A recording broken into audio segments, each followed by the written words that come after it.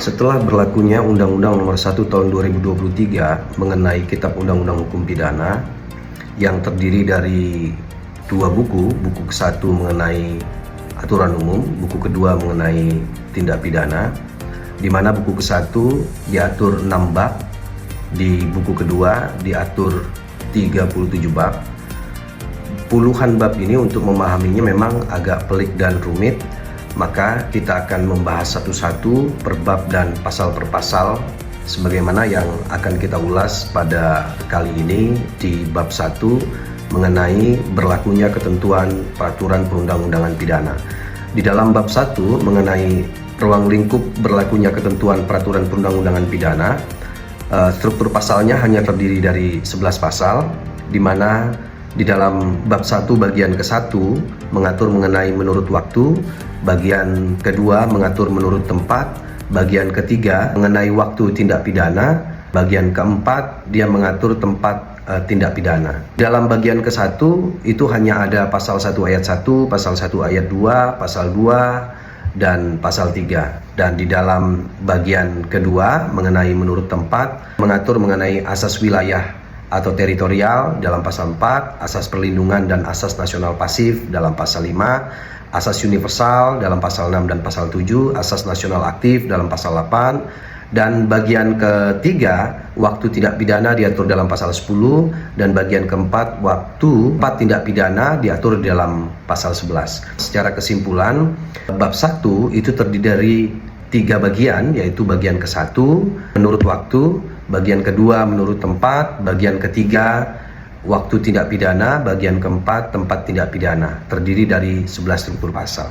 Kali ini kita akan membahas bab 1 bagian ke-1 yang mengatur mengenai menurut waktu di dalam pasal 1 ayat 1 dan pasal 1 ayat 2. Di dalam pasal 1 ayat 1 di situ dinyatakan bahwa tiada suatu perbuatan dapat dikenai sanksi pidana dan atau tindakan kecuali atas kekuatan peraturan pidana dalam peraturan perundang-undangan yang telah ada sebelum perbuatan dilakukan. Dalam pasal 1 ayat 1 yang diatur di dalam bab 1 bagian ke-1 ini yang baru adalah frasa mengenai sanksi pidana dan atau tindakan, terutama atau tindakannya. Mengapa demikian? Karena di dalam KUHP WVS yang lama itu tidak diatur di dalam pasal 1 mengenai sanksi tindakan. Kalau kita lihat di dalam sanksi pidana atau tindakan dalam KUHP nasional atau KUHP Undang-Undang Nomor 1 Tahun 2023, maka kalau kita berbicara mengenai sanksi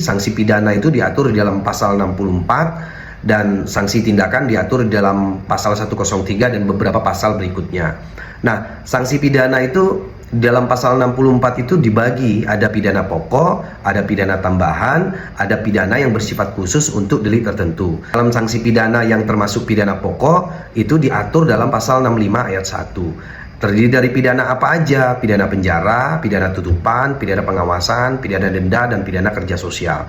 Ruang lingkup dalam pidana pokok itu diatur dalam pasal 65 ayat 1 yang terdiri dari pidana penjara, pidana tutupan, pidana pengawasan, pidana denda, dan pidana kerja sosial. Sementara pidana tambahan tadi di dalam sanksi pidana yang diatur dalam pasal 64 tadi itu disebut pidana tambahan diatur dalam pasal 66 ayat 1. Apa aja itu? Pencabutan hak tertentu, perampasan barang tertentu dan atau tagihan, pengumuman putusan hakim, pembayaran ganti rugi, pencabutan izin tertentu, pemenuhan kewajiban adat setempat. Sementara pidana yang bersifat khusus di dalam pasal 64 ini diatur dalam pasal 67. Pidana yang bersifat khusus itu merupakan pidana mati yang selalu diancamkan secara alternatif. Jadi yang namanya pidana bersifat khusus itu yang dimaksud dalam KUHP ini adalah pidana mati yang selalu, ingat, yang selalu diancam secara alternatif. Sementara sanksi pidana diatur dalam pasal 64 sama 67, sanksi tindakan yang baru ini diatur dalam pasal 103 dan seterusnya. Dalam pasal 103 sanksi tindakan dapat dikenakan secara bersama-sama dengan pidana pokok. Jadi sanksi tindakan ini bisa dikenakan secara bersama-sama dengan sanksi pidana pokok.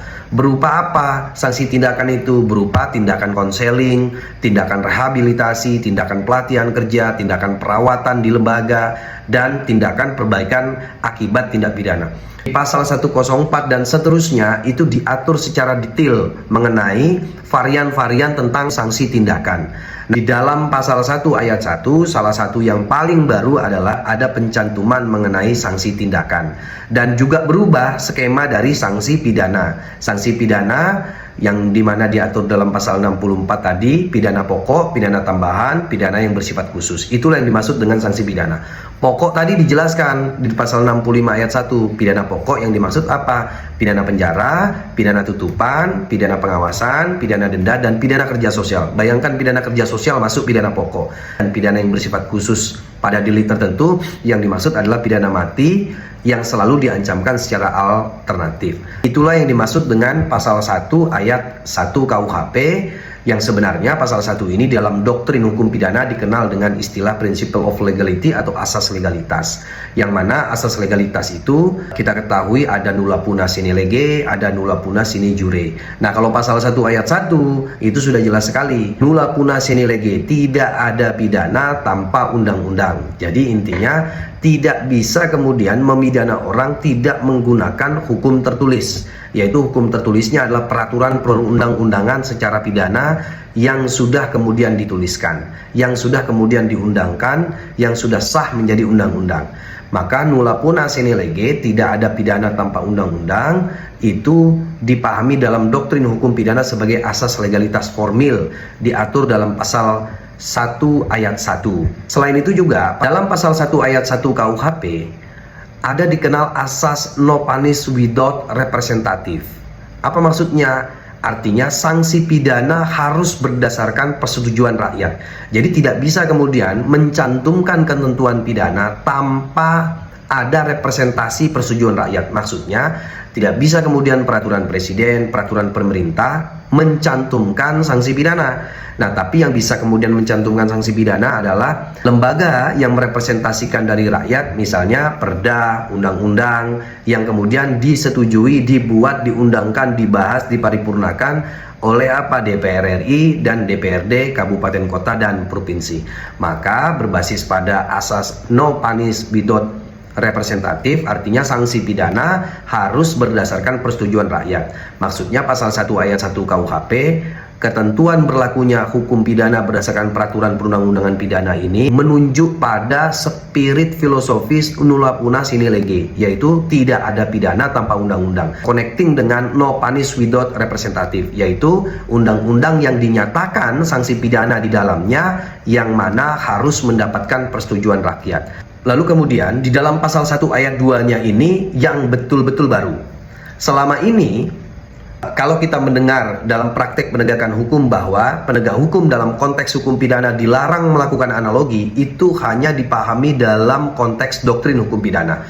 Maka doktrin hukum pidana meskipun terbelah pendapat, ada pendapat yang pro analogi, ada pendapat yang kontra analogi, dan ada pendapat yang mengambil jalan tengah. Dalam KUHP nasional yang baru, pasal 1 ayat 2 itu menegaskan larangan analogi. Jadi tidak boleh melakukan analogi. Maksudnya ini kalau kita melihat pada filosofi dari hukum pidana adalah nulla puna sine stricta. Jadi nulla puna sine stricta itu tidak ada pidana tanpa undang-undang yang ketat.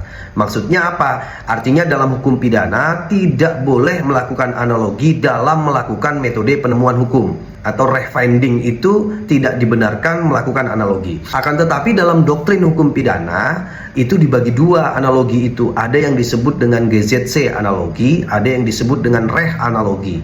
GZC analogi adalah analogi undang-undang, reh analogi adalah analogi hukum. Yang diperbolehkan atau yang diberikan ruang dalam hukum pidana adalah GZC analogi atau analogi undang-undang, diperbolehkan. Dalam hukum pidana itu dibolehkan. Sepanjang apa? Sepanjang dimaksudkan untuk menjelaskan pasal-pasalnya, untuk menjelaskan unsur-unsurnya. Akan tetapi ketika kemudian dia masuk membuat delik-delik baru dengan menggunakan analogi, itu yang tidak dibolehkan. Yang dibolehkan adalah GZC analogi atau analogi undang-undang sepanjang itu dilakukan untuk menjelaskan, menguraikan unsur-unsur normanya, menjelaskan pasal-pasalnya. Itu tidak ada masalah. Jadi GZC analogi itu tidak ada masalah. Singkat kata, bahwa pasal 1 ayat 1 KUHP itu mengatur mengenai sumber hukum pemidanaan yang mana tidak ada suatu perbuatan dapat dikenai sanksi pidana dan atau tindakan kecuali atas kekuatan peraturan pidana dalam peraturan perundang-undangan yang telah ada sebelum perbuatan dilakukan. Asas ini dikenal dengan asas legalitas, nulla punna sine lege, tidak ada pidana tanpa undang-undang. Artinya, sebuah perbuatan dapat dikatakan pidana mutlak ukurannya, indikatornya adalah peraturan perundang-undangan pidana secara tertulis. Memuat sanksi pidana atau sanksi tindakan sepanjang tidak mengingkari asas no punish without representative, yaitu sanksi pidana harus dicantumkan, dibuat, diundangkan sepanjang berdasarkan persetujuan rakyat. Untuk itulah kemudian sanksi pidana diatur dalam pasal 64 dan sanksi tindakan diatur dalam pasal 103, yang mana di dalam pasal 64, 65, 66 itu dijelaskan apa itu sanksi pidana pokok, apa itu sanksi pidana tambahan, apa itu sanksi pidana yang bersifat khusus, yaitu tadi sanksi pidana mati yang diancamkan selalu secara alternatif. Lalu kemudian pasal 1 ayat 2-nya mengatur mengenai larangan analogi. Jadi dalam menetapkan sebuah tindak pidana tidak boleh menggunakan analogi dalam metode penemuan hukum. Yang dibolehkan analogi, karena analogi ada dua, GZC analogi atau reh analogi. Yang dibolehkan adalah GZC analogi, analogi undang-undang, sepanjang tidak menciptakan delik-delik baru. Nah, dia boleh menggunakan GZC analogi atau analogi undang-undang sepanjang dia hanya menjelaskan maksud dari unsur rumusan delik, hanya menjelaskan maksud dari bunyi pasal tersebut.